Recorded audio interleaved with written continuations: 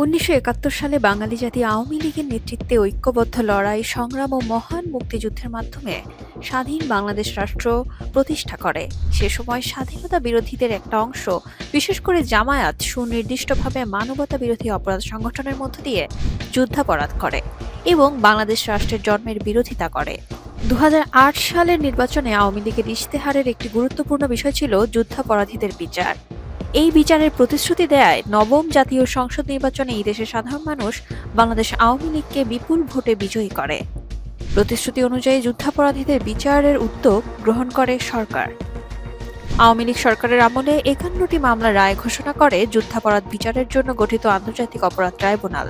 এইসব রায়ে দণ্ডিত হয়েছে ১৩১ জন। এর মধ্যে ৯১ জনকে দেয়া হয়েছে মৃত্যুদণ্ড। আপিল বিভাগের চূড়ান্ত রায় শেষে ৬ জনের ফাঁসি কার্যকর করা হয়েছে। ইতিহাসে সেই দায় শোধ করার লক্ষ্যে বঙ্গবন্ধু কন্যা শেখ হাসিনা আন্তর্জাতিক অপরাধ ট্রাইব্যুনালে মানবতা বিরোধী অপরাধে অভিযুক্ত যুদ্ধাপরাধীদের বিচার করেছেন। যে ট্রাইব্যুনালে ঘৃণ্য মানবতা বিরোধী যুদ্ধাপরাধীদের বিচার হয়েছে তার প্রতিশোধ নিতে সেই ট্রাইব্যুনাল পুনর্গঠন করে শেখ হাসিনা সহ আওয়ামী লীগের নেতাদের প্রহসনমূলক বিচারের আয়োজন করা হয়েছে।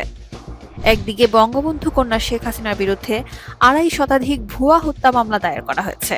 পরবর্তীতে দেখা গেছে মৃতদের অনেকেই জীবিত আছে এবং এ থেকে বোঝা যায় শুধু রাজনৈতিক উদ্দেশ্য প্রণোদিত হয়ে বিচারহীনভাবে হত্যা মামলা সাজানো হয়েছে। অন্যদিকে এসব ভিত্তিহীন হত্যা মামলার কয়েকটি আবার অবৈধভাবে পুনর্গঠিত আইসিটি ট্রাইব্যুনালে নিয়ে বিচারের নামে প্রহসন করে স্বাধীনতার পক্ষের শক্তিকে কোণঠাসা করার পায়তারা করা হচ্ছে। আমরা অবৈধ ফ্যাসিস্ট ইউনূস সরকার ও যুদ্ধাপরাধীদের দল জামায়াতের হীন অপচেষ্টার তীব্র নিন্দা ও প্রতিবাদ জানাই এবং বিশ্বাস করি সচেতন দেশবাসী একত্রিত হয়ে এই ষড়যন্ত্রের বিরুদ্ধে রুখে দাঁড়াবে।